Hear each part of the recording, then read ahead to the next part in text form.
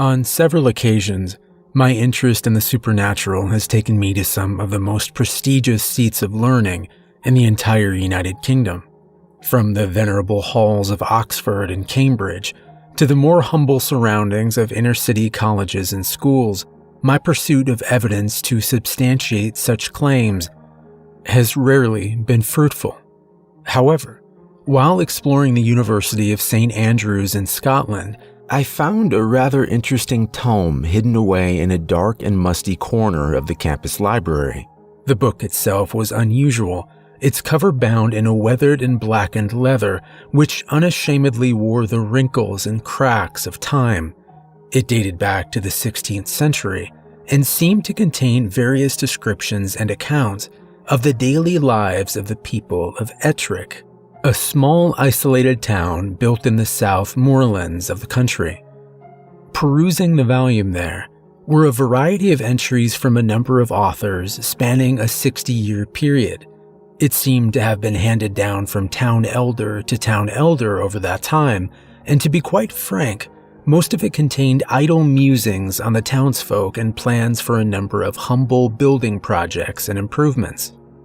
Just as I was about to conclude that the book was of little interest to me, I noticed on the inside of the back corner that someone had drawn a picture.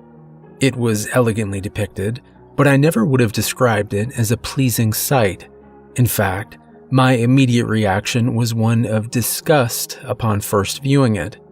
The combination of the harsh, almost angry black lines used and the stark imagery of the scene as relayed by the artist left me with a thoroughly unpleasant impression of its subject. I shuddered.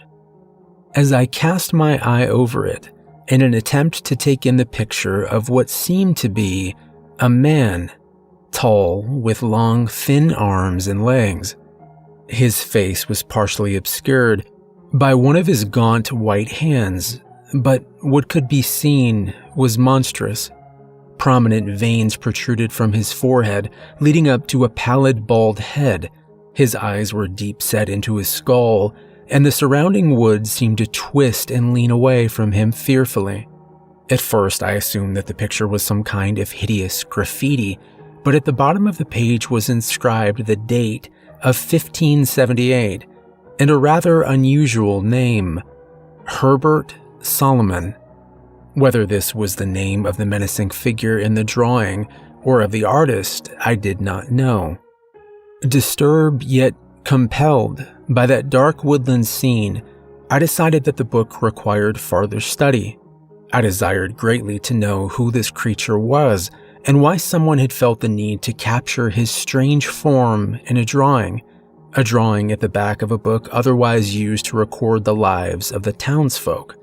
On closer inspection, what surprised me farther was that the same image seemed to recur elsewhere in the book, but drawn by apparently different individuals.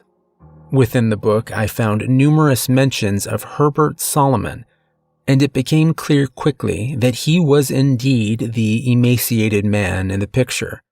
He had lived in the 16th century on the outskirts of Ettrick town.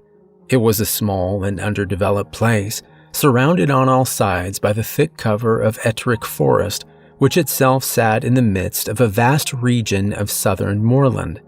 The town had a small parish church with one humble steeple, an inn normally used by those traveling through the unforgiving countryside, and quaint cobbled streets which wound their way around the stone cottages and town hall. According to the descriptions in the book, during the December of 1577, children began to disappear from the town. The first was a young girl by the name of Elena Sutherland.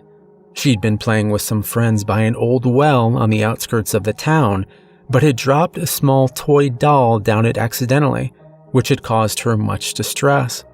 Unable to retrieve it, she returned home to borrow some string and an old hook in the hopes of being able to fish the doll out of the water below. She was last seen walking towards the well just as the sun set. In a panic, the townsfolk searched. They dredged the well, they combed the wheat fields, and even sent several groups of those willing into the surrounding woods. Alas, the girl was not found. A few days later, a young boy by the name of Eric Kennedy was running an errand for his grandmother. It was dark, but he had only to take some wool over to the Monroe place as way of thanks for the grain they had provided, and they lived only a few streets away. It was assumed that at least the center of town would be safe, but the boy never completed his errand. He vanished, as if he were torn from existence. By the end of January, an unusually bitter wind had caused significant damage to the town and its people. Large, thick sheets of ice and snow covered each house and building. Several people died from the cold alone, and the general mood of Ettrick Town was a somber one. Despite these trying times, the townspeople were more concerned with the safety of their offspring. In total, 7 children had now disappeared without rhyme or reason. Whole families wept in despair, and the people of Ettrick began to view one another suspiciously. They knew the truth. Someone was taking their children from them. By mid-February, 2 more had went missing, and accusatory glances were now being shared between every family and every member of the community. The town elder decided to act and took upon himself the arduous task of identifying and catching the fiend. Bureaucratic discussions were had, church groups convened, and in every house, in every street, in every corner of Ettrick, one name crossed the lips of its inhabitants: Herbert Solomon. The more the name was mentioned, the more certain his guilt became. Herbert Solomon was an outsider. He lived in a small wooden cabin amongst the woods which surrounded the town, and due to his unfortunate appearance tended to avoid human contact. What his malady was, no one was sure, and in the unenlightened times of 16th century Scotland, many believe that he was cursed. Modern eyes would have guessed him to be a victim of a wasting disease. He rarely ventured into town, except on a few occasions to trade for supplies, and even in those instances he covered his face with a brown tarnished hat and a gray piece of cloth, which obscured his features below 2 deep-set and darkened eyes. Several of the townsfolk told stories of Herbert Solomon. According to these accounts, he would stand on the edge of the forest, watching the farmers till their land and their children play in the fields. It was his fascination with children which left many feeling uneasy. Some of the town's children returned home from playing near the woods on a number of occasions with beautifully crafted dolls and toys. They were a present from Herbert Solomon, and being innocent children, they could not know of the dangers therein. When the children began to disappear, eyes immediately turned to the strange man living in the woods. Accusations were carried by the whispers of fearful parents, and as the whispers increased in number, so did their volume, until it was decided that Herbert Solomon must be stopped. On a cold February night, the elders of the town decreed that Solomon should be arrested immediately. Grief, anger, resentment, and fear grew to a fever pitch with this news, and every man, woman, and child set out across the fields, entering into the surrounding forest in search of the child killer, Herbert Solomon. Details of exactly what occurred that night are limited, but it seems as though the people of Ettrick Town attempted to remove Herbert from his small cabin by setting it on fire. The crowd cheered as the heat grew and the fire rose. His screams echoed throughout the woods, finally to be silenced by the flames. The townsfolk believed that justice had been done, and while the grief of the parents whom had lost their children could never be quenched, there was at least the satisfaction of knowing that the man responsible was now dead. However, over the following few days, an unease descended upon the entire town. Stories began to spread of strange encounters in the streets at night. A gaunt, shadowy figure prowling the cobbled stones, hiding in the darkness.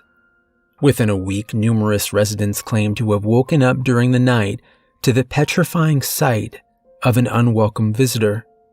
One account was of an elderly lady who woke up to the sound of something rustling under her bed, only to nearly die of shock as a tall, thin man pulled himself out from underneath.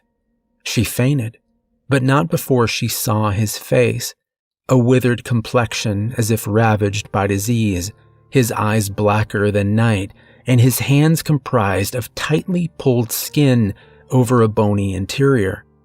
Another story consisted of a local tradesman who, while investigating a noise from his cellar, was confronted by a hideous figure, so tall and gaunt that it had to hunch over to avoid the low ceiling entirely, its sheet white face flickering in the candlelight. The man managed to escape, but he refused to re-enter his home. It became clear to the townspeople that the vengeful ghost of Herbert Solomon was still searching for other victims from beyond the grave, his hate and hideous form haunting the town which murdered him. With each passing day, the sightings grew in intensity and number. A fog descended on the town, and the people wept and grieved as the sound of Herbert Solomon terrorized each person, night by night. He was seen wandering amongst the wheat fields, in the cellars and lofts of cottage houses, his long gaping footsteps ringing out each night through the streets of Ettrick Town. They had been cursed. In life, Herbert Solomon had taken and murdered their children, and now in death, he seemed to possess the twisted means to terrorize the entire town. Then, the unthinkable happened. Another child went missing. A young orphan girl who often wandered the streets when she could not find a place to call home for the night was heard screaming for her life. The townsfolk rushed to their windows, looking out but not daring to leave the imaginary safety of their houses, paralyzed by fear. The screaming ceased quickly, and moments later, wandering aimlessly out of the fog, came the menacing figure of Herbert Solomon. He rushed down the street, his lifeless arms bashing against the houses which he passed, scraping the doors and windows with his rigid fingers, emitting an unnatural yell of anger and hatred on his way. The girl was gone, and the town grieved once more.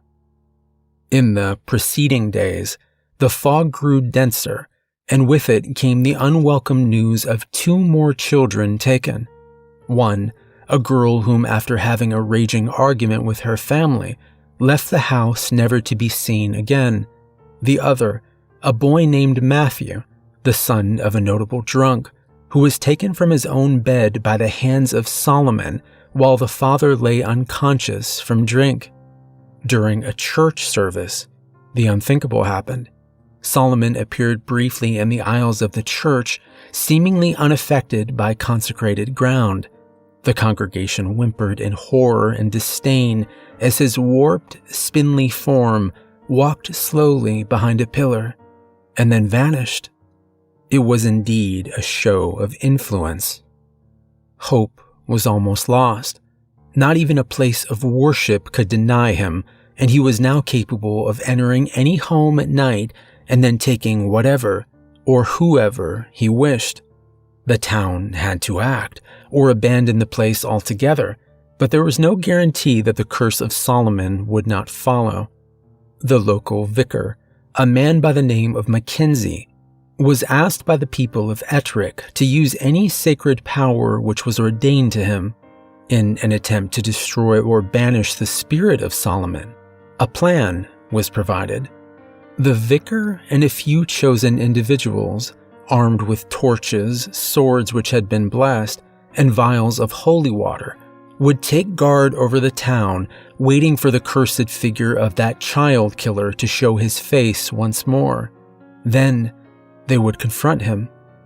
Observing as much of the town as possible from several house windows, roofs, and strategic street corners, Mackenzie's chosen waited. They did not, however, need to wait long. That night, the lonely figure of Herbert Solomon appeared through the mist, walking the streets of Ettrick with purpose. Yells and screams rang out as people alerted one another that Solomon had returned. Families held their children close as dark thoughts consumed the town. Please spare my child. Take another's. Mackenzie was the first to confront him. His will was shaken by the sight of Solomon's hideous pallid face, rotten and ravaged. The gangly, spindling figure stood staring intently at the vicar through black, clouded eyes. Another man now joined, then another. Before long, Herbert Solomon was surrounded. Mackenzie instructed the men to slowly close the circle, drawing their swords with one hand while brandishing flaming torches with the other. Fear gripped them, but they knew that this could be their only chance. Mackenzie threw a vial at Solomon's lumbering feet, and as he uttered a Christian psalm, another man struck out with his torch. The blow crackled as the cloth-covered arm of Solomon caught fire. Cheers rang out from the townsfolk, watching from their homes above, but the man had strayed too close, providing a gap in the circle which Solomon claimed with purpose. He fled. His spindling legs and flailing arms cast spider-like shadows on the walls and cobbled streets as he passed. The townsfolk gave chase, following the pathetic figure as it negotiated each street corner, lane, and courtyard in an attempt to escape their rage. The noise alerted the town. Herbert Solomon is trying to flee. From every home across the town, people poured out of their houses carrying whatever they could as way of a makeshift weapon. They flooded the streets and ran towards the shouts and screams of Solomon's pursuers. With every turn of a cobbled street corner, Solomon was running out of places to hide. Finally, as he stumbled down the town's main street, he stopped. The townsfolk had blocked all escape routes. He was trapped. Mackenzie pushed his way to the front of the crowd, asking for quiet and calm as he approached the hunched, defeated figure of Herbert Solomon. He and his chosen few were going to rid the town of Ettrick of this abomination once and for all. Vial in hand, accompanied by several large bullish men brandishing swords, Mackenzie approached slowly, reciting verses from the Bible. Through dark eyes, Herbert Solomon observed the townsfolk, their faces etched with hate and thoughts of revenge, moving toward him. And then, he simply turned and entered an open doorway next to him. The people gasped, and Mackenzie and his followers rushed inside after him. The house they had entered was still, and lying on the hard wooden floor of the main hallway was the pale body of a young girl. The creaking of floorboards under weight sounded above as numerous pursuers searched the house, disappointed to find nothing. Then something miraculous occurred. The little girl gasped for air. She was alive. She had little or no strength, and all she could do was utter one word: below. In the cellar of the house, Mackenzie found a grim and horrific scene. The floor was covered in blood, and the quite dead body of a man lay face down upon it. Chained to the walls of that dim place were the children who had been taken. They were partially drugged, malnourished, and traumatized, but they were alive. The town rejoiced with the news. Families were reunited. Lives were mended. The mist of a bleak and horrible winter slowly lifted, and all seemed well. On regaining their strength, the children recounted what had befallen them. Each of them had been taken by a man called Tom Sutherland. He was the father of the first girl who had went missing, and it appeared that it was he whom had killed her. No one knew for sure, but many were aware of his bad temper, and on more than one occasion he had beaten poor Elena. Consumed by guilt and loss, Sutherland began taking children at knife point and locking them in his cellar. often drugging them with a local herb and occasionally beating them while pathetically weeping in self-pity. On the day that the children were found, Sutherland entered the cellar drunk, carrying a knife and rope. He began striking the children once more and told them that one would die that day. He untied one of the children and pinned her to the ground with his knees. The knife hovered over her head, but just as he was about to plunge the blade into her, someone entered the house. Sutherland grew ferocious with anger, but whoever was standing at the top of the staircase struck such fear into him that he quickly backpedaled into the cellar. Ducking under the doorway was the tall, scarred figure of Herbert Solomon. At the sight of him, and now being free, the little girl crawled quickly between Herbert's long legs. She was free, but too weak to run. She fainted before she could escape the house. Details of what happened to Tom Sutherland were muddled by the unstable, semi-conscious condition of the witnesses, but it was clear that his neck was broken, his head twisted with such force that it faced an unnatural opposite direction. There were various accounts of subsequent glimpses of Herbert Solomon, and some of the children claimed to find beautifully crafted dolls and toys on occasion sitting at the edge of the woods. But of course, this cannot be substantiated. Indeed, I would have said that the entire story could not be substantiated if it weren't for the events which I experienced several months after reading that old book in the depths of St. Andrew's University. A colleague and dear friend of mine invited me to stay at his family home for a few days in the countryside. I knew that the house was in the borders, not half an hour's drive from Ettrick, and could not miss the chance to have a closer look at the area. I had managed to persuade the powers that be to allow me to take the book from St. Andrew's and show it to my friend. He had a particular interest and not insignificant knowledge of the history of the area. I thought perhaps he could shine a light on this curious tale. His family were very kind to me, and the house and its grounds were serene in the summer sun, with his children playing in the fields, having a carefree and happy time. After reading the book, he told me that it was fascinating, and that he knew of a local poem which had been written in the 17th century about a man named Solomon who killed children, but he could not tell me any more. The next day, we heard screams coming from nearby the house. It was my friend's little girl. We raced outside, and following the cries for help over an old fence and down a steepy grass hill, we reached a winding and furious river. The girl had fallen in and was clinging to a large tree root which thrust out from the opposite embankment into the river. The root was wet, and my friend let out a scream of anguish as his daughter lost her grip, being swept downstream towards a large formation of huge, sharp rocks which jutted out from beneath the surface. The river would not let go and was throwing her around with such force that it was difficult to see how she could survive. Filled with the abject terror that she could drown, we finally made it to the water's edge. As we rushed into the murky torrent, we watched helplessly as the poor little girl was about to crash into the rocks. We were too far away.